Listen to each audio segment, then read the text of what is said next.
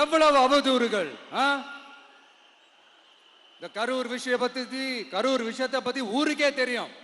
ஆனா போடு, விஜய் மேல பழிய போடு. என்னடா இவ்வளவு பெரிய ஒரு பழிய தூக்கி விஜய் மேல போட்டாலும் மக்கள் விஜய் கூடவே நிக்கிறாங்க. இது என்னடா அதிசயமா இருக்குது அப்படின்ட்டு அது ட்ரை பண்ணி பார்த்தாங்க. அது மக்கள் கிட்ட எடுபடல. சரி, அடுத்து வேற என்ன பண்ணலாம்? முடக்கு. ஜனநாயகனா முடக்கு. படத்தை முடக்குனா கொஞ்சம் பையன் கொஞ்சம் டிஸ்டர்ப் ஆயிடுவான். அதனால படத்தை முடக்கு. இது யாரு முடக்குனாங்கன்றது உங்களுக்கே தெரியும். அது நான் சொல்ல வேண்டிய அவசியம் உங்களுக்கு இல்லை.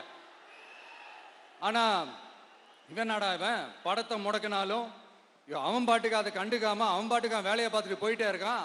அதுவும் எடுபடலை. சரி, அடுத்து வேற என்ன பண்ணலாம்? போடு, SOPன்னு ஒண்ணு போடு. விஜய்க்கு மட்டும் தனியா ரூல்ஸ், தனியா ரெகுலேஷன்ஸ், தனியா கண்டிஷன்ஸ். அவனுக்கு மட்டும் போடு. மற்ற கட்சிகள்லாம் விடு, விஜய்க்கு மட்டும் தனி கண்டிஷன்ஸ் போடு. அவன் வெளியவே வரக்கூடாது, மக்களை சந்திக்கவே கூடாது. என்னாச்சு? அதுவும் எடுபடல. சரி, அடுத்து வேற என்ன பண்ணலாம்?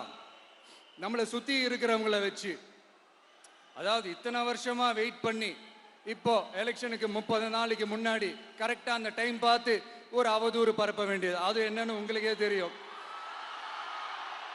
அதுவும் மக்கள் கிட்ட எடுபடல.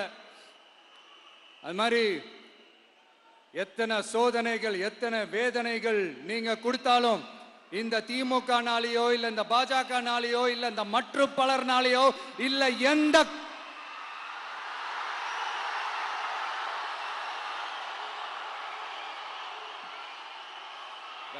வேற யாராலையும் என்ன மக்கள் கிட்ட இருந்து பிரிக்க முடியாதுன்னு சொல்ல வந்தேன். அதைத்தான் சொல்ல வந்தேன்.